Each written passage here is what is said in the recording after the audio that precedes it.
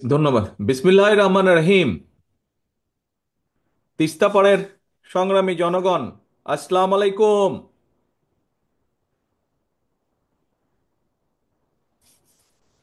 আজকে সারা বিশ্ব, পৃথিবীর সব মানুষ আজকে দেখে রাখুক, আজকে জেনে রাখুক যে উত্তরাঞ্চলের এই যে লাখো কোটি মানুষ তিস্তা নদীর পানির ন্যায্য হিস্সা থেকে আজকে বঞ্চিত, এবং এই জন্য এই কারণে মানুষগুলা আজ এখানে অধিকার, যে মানুষের যে পানির অধিকার, এই অধিকার আদায়ের দাবিতে এইসব মানুষরা আজকে জাগো বাহে তিস্তা বাঁচাও স্লোগানে গত 2 দিন ধরে আপনারা সকলে এখানে তিস্তা পাড়ে সমবেত হয়েছেন।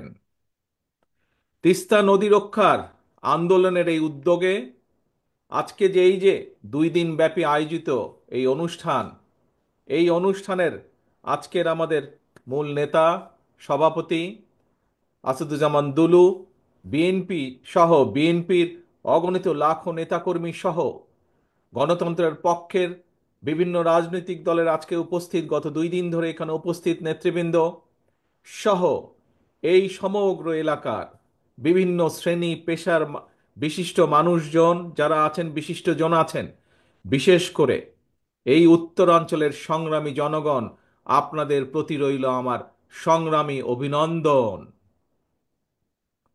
প্রিয় ভাইরা, উত্তরাঞ্চলের পানির এই ন্যায্য হিস্যা বঞ্চিত মানুষেরা আজকে সারা বিশ্বকে জানিয়ে দিতে চায় যে ভারতের সঙ্গে বাংলাদেশের 54টি যে অভিন্ন নদী, এই নদীর পানির ন্যায্য হিস্যা প্রাপ্তি এটা কোনো কারো করুণার বিষয় নয়। এটা আন্তর্জাতিক আইন অনুযায়ী এটি বাংলাদেশের প্রাপ্য, এটি বাংলাদেশের মানুষের প্রাপ্য। অথচ আমরা কি দেখছি?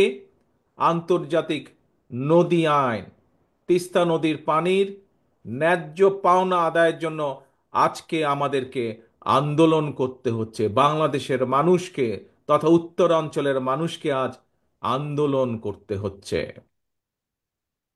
এই পানি বন্টন নিয়ে আমাদের প্রতিবেশী দেশ বাংলাদেশের মানুষের সাথে অপ্রতিবেশীমূলক আচরণ করেই চলেছে। আপনাদের সকলের জানা আছে, আজকে প্রায় 50 বছর হলো ফারাক্কার অভিশাপ থেকে বাংলাদেশ মুক্তি পায় নাই। এখন আবার তিস্তা বাংলাদেশের জন্য আরেকটা অভিশাপ হিসাবে দেখা দিয়েছে।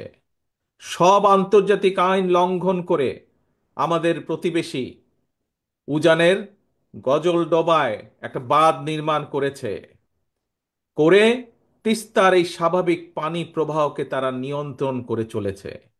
তাদের এই অপ্রতিবেশীমূলক আচরণের কারণে আজকে উত্তরাঞ্চলের লাখো কোটি জনগণ বন্যায়, খরায় দুর্বিষহ জীবন পার করছে। পানির অভাবে তিস্তার বুকে আজকে ধু ধু বালুচর। একদিকে পানির অভাবে নষ্ট হচ্ছে হাজার হাজার কোটি টাকার ফসল, আবার কখনো হঠাৎ করেই, এই দেখেন 2 দিন আগে যেমন হয়েছে, হঠাৎ করেই উজান থেকে ছেড়ে দিচ্ছে পানি, আর সেই পানির কারণে বন্যায় ভাসিয়ে দিচ্ছে সাধারণ মানুষের ঘর বাড়ি, কৃষকের আবাদি ফসল ভাসিয়ে দিচ্ছে। প্রত্যেক বছর এই বন্যার কারণে বলা যায় প্রায় সময় বন্যার কারণে এমনকি কোনো কোনো সময় বছরে 3বারও বন্যা হয়েছে এই অঞ্চলে। আর এই বন্যার জন্য প্রতি বছর তো ভাঙন তো আছেই, নদীর ভাঙন, শস্যেরও যে আর্থিক ক্ষতি হচ্ছে, প্রায় লক্ষ কোটি টাকার আর্থিক ফসলের ক্ষতি হয়।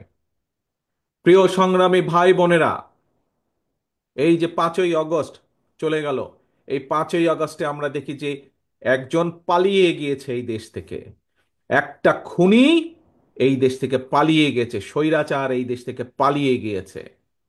এই স্বৈরাচার একটা কথা বলেছিল একবার, নিশ্চয়ই আপনাদের সকলের মনে আছে, কি সেই কথাটা? স্বৈরাচার বলেছিল, ভারতকে যা দিয়েছি সেটি তারা সারা জীবন মনে রাখবে। প্রিয় ভাই বোনেরা, এই ভারত শুধু পলাতক স্বৈরাচারকেই মনে রেখেছে, বাংলাদেশের জনগণকে তারা মনে রাখেনি। সেই জন্যই পানির যে ন্যায্য হিস্যা বঞ্চিত তিস্তাপাড়ের বিক্ষুব্ধ জনগণের মনে প্রশ্ন,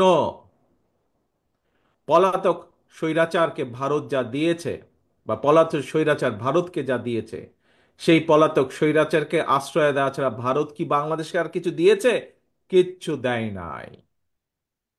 সারা বিশ্ব জুড়ে, প্রিয় ভাই বোনেরা, সারা বিশ্ব জুড়েই কিন্তু সব প্রতিবেশী রাষ্ট্রের মধ্যেই সমস্যা সমাধান কিংবা পারস্পরিক স্বার্থ জড়িত থাকে।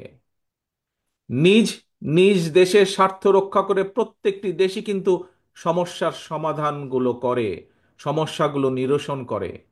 আমরা সবাই জানি এটিই হচ্ছে কূটনৈতিক রীতি। কিন্তু এই যে খুনি স্বৈরাচার পালিয়ে গিয়েছে যে 5ই আগস্ট, আমরা দেখেছি জোর করে অবৈধভাবে ক্ষমতা দখল করে রাখতে গিয়ে নিজেকে সে তাদের সেবা দাসীতে পরিণত করেছিল। বাংলাদেশ ভারত যৌথ নদী কমিশন এবং জাতীয় নদী রক্ষা কমিশন পর্যন্ত সম্পূর্ণ অকার্যকর রেখেছিল। সারা দেশের মানুষ জানে এখনো ভারতের সঙ্গে বাংলাদেশের বিরাজমান ফারাক্কার সমস্যার সমাধান হয়নি। জনগণের, উত্তর অঞ্চলের বিশেষ করে জনগণের বহুল প্রত্যাশিত তিস্তা চুক্তিও হয় নাই। অথচ সকল আন্তর্জাতিক রীতিনীতি ভঙ্গ করে এই পলাতক স্বৈরাচার, এই খুনি স্বৈরাচার প্রতিবেশী দেশকে ট্রানজিট শিপমেন্টের বন্দর ব্যবহারের একতরফা সুবিধা দিয়ে গেছে। এইসব চুক্তিতে মিনিমাম ন্যায্যতা পর্যন্ত রক্ষা করা হয় নাই। প্রিয় ভাই বোনেরা, বাংলাদেশের মানুষ মনে করে প্রতিবেশী দেশের সঙ্গে প্রয়োজনে সকল অসম, অন্যায্য এবং একতরফা যে সকল চুক্তি, এগুলো পুনর্মূল্যায়ন কিংবা পুনর্বিবেচনা করা দরকার। প্রিয় ভাই বোনেরা, সবার সঙ্গে বন্ধুত্ব, কারো সঙ্গেই বৈরিতা নয়। আমাদের পররাষ্ট্রনীতির এটি হচ্ছে মূল স্লোগান বা মূল নীতি। কিন্তু সময়ের প্রয়োজনে সময়ের প্রয়োজনে হয়তো এই স্লোগানটি বা এই নীতিটি পুনর্বিবেচনা করা দরকার। বর্তমান বিশ্বে স্থায়ী শত্রু স্থায়ী মিত্র বলে কিছু নেই, বরং একটা দেশের সঙ্গে অপর দেশের সম্পর্ক হবে পারস্পরিক স্বার্থ রক্ষা, ন্যায্যতা এবং প্রয়োজনের ভিত্তিতে। সুতরাং সম্পর্ক রক্ষা করার ক্ষেত্রে নিজ দেশের এবং জনগণের স্বার্থ রক্ষাই হতে হবে প্রথম এবং প্রধান অগ্রাধিকার। এ কারণেই বিএনপির স্লোগান সবার আগে বাংলাদেশ। বন্ধুত্বের দোহাই দিয়ে বাংলাদেশের জনগণ আর কাঁটাতারের বেড়ায় ফেলানির ঝুলন্ত লাশ দেখতে চায় না। সীমান্তে নিরীহ বাংলাদেশিদের সীমান্তে নিরীহ বাংলাদেশিদের রক্তাক্ত মরদেহ আর বাংলাদেশের মানুষ দেখতে চায় না। প্রিয় দেশবাসী, প্রিয় তিস্তা পাড়ের ভাই বোনেরা,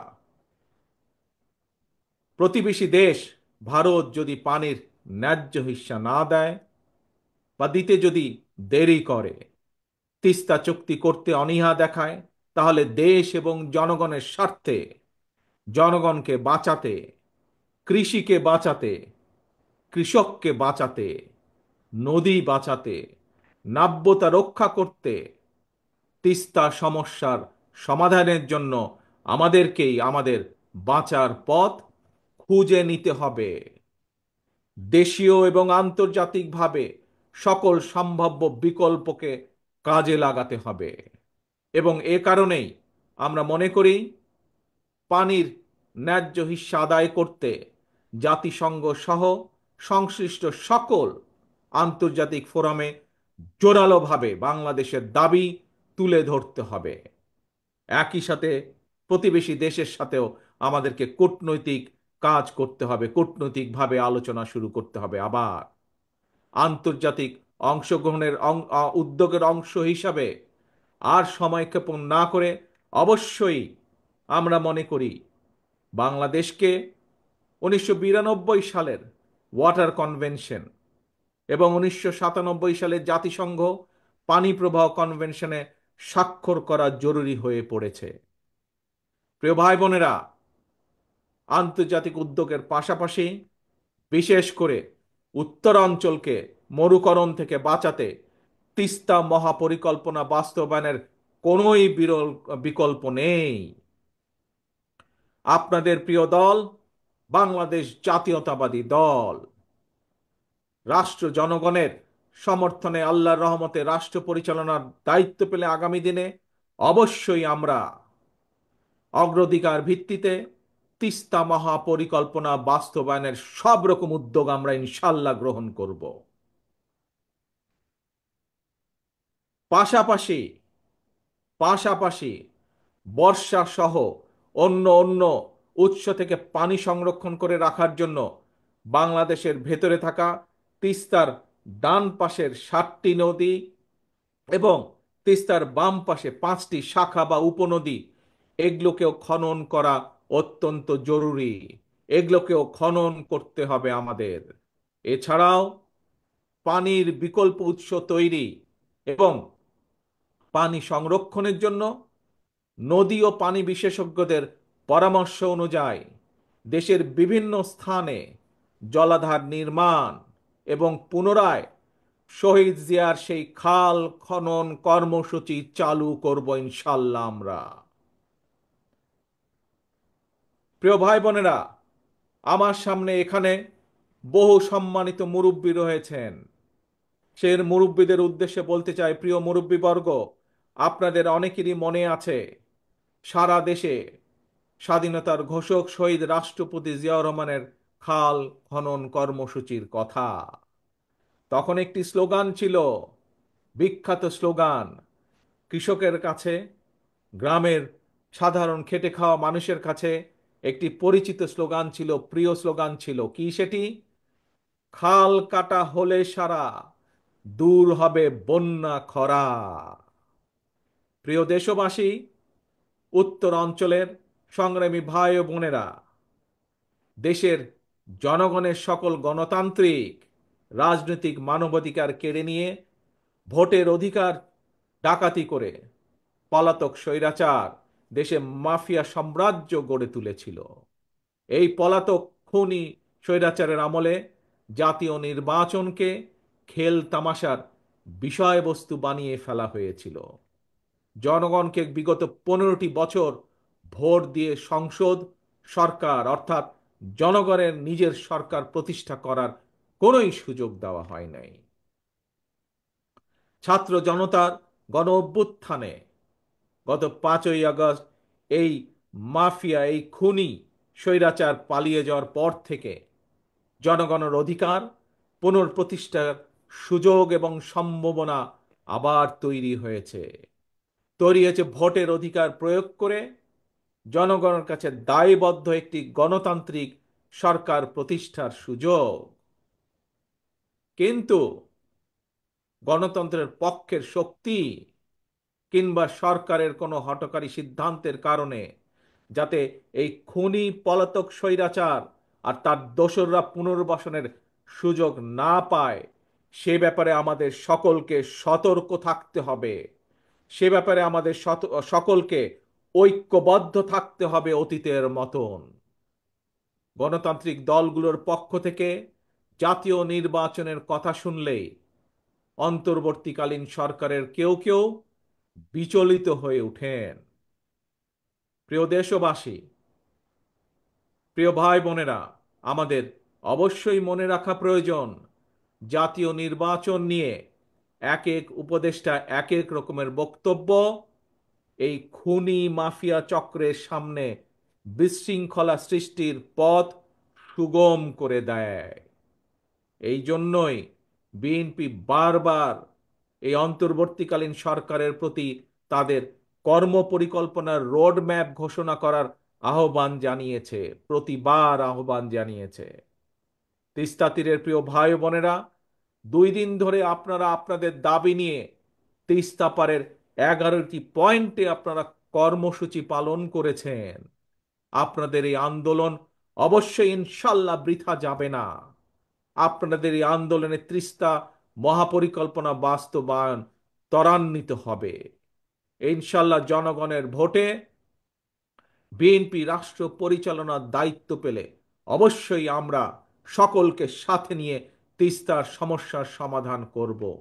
তবে তবে এই যে একটু আগে যতগুলো কথা বললাম যে কিভাবে আমরা কি কি উপায় কি কি করব তিস্তার পাড়ের মানুষের সমস্যার সমাধানের জন্য, কিভাবে তিস্তা মহাপরিকল্পনা যে বাস্তবায়ন করব বা বাস্তবায়ন করার যে অঙ্গীকার করেছি, এই কাজ যদি আমাদেরকে করতে হয় তবে আপনাদেরকে একটি দায়িত্ব পালন করতে হবে, আপনাদেরকে একটি কাজ করতে হবে। সেজন্য আগামী জাতীয় নির্বাচনে আপনাদেরকে আপনাদের প্রিয় দল বিএনপির পাশে থাকতে হবে। বিএনপির দরকার আপনাদের সমর্থন। আপনাদের সমর্থন থাকলে, দেশবাসীর সমর্থন থাকলে ইনশাল্লাহ আমরা এই ধরনের তিস্তা সহ আরো যেই কাজগুলো আছে ইনশাল্লাহ সেই কাজগুলো বা সেই সমস্যার সমাধান করার আমরা সুযোগ পাবো ইনশাল্লাহ। প্রিয় ভাই বোনেরা, ইনশাল্লাহ ভবিষ্যতে তিস্তা পারে নয়, দেখা হবে আপনার গ্রামে, আর দেখা হবে আপনার ঘরে। আসুন, এই যে গত 2 দিন ধরে আমরা সকলে মিলে এখানে একত্রিত হয়েছি, এই যে হাজারো লক্ষ মানুষ গত 2 দিন ধরে যে আপনারা এখানে প্রতিবাদ গড়ে তুলেছেন, সারা বিশ্বকে দেখিয়েছেন কিভাবে ন্যায্য অধিকার প্রতিষ্ঠা করার জন্য বাংলাদেশের মানুষ, তিস্তা পারের মানুষ ঐক্যবদ্ধ হতে পারে নিজেদের অধিকার আদায়ের জন্য। আসুন, আজকের এই 2 দিনের এই কর্মসূচিতে আমরা প্রতিজ্ঞা গ্রহণ করি। কি সেই প্রতিজ্ঞা? সেই প্রতিজ্ঞা হলো জাগো বাহে, তিস্তা বাঁচাও, জাগো বাহে, বাংলাদেশ বাঁচাও। এই হোক আমাদের স্লোগান, জাগো বাহে, তিস্তা বাঁচাও, জাগো বাহে, দেশ বাঁচাও। আসুন, এই হোক আমাদের স্লোগান, এই হোক আমাদের শপথ আজকের। আল্লাহ হাফেজ। বাংলাদেশ জিন্দাবাদ। বাংলাদেশ জাতীয়তাবাদী দল জিন্দাবাদ।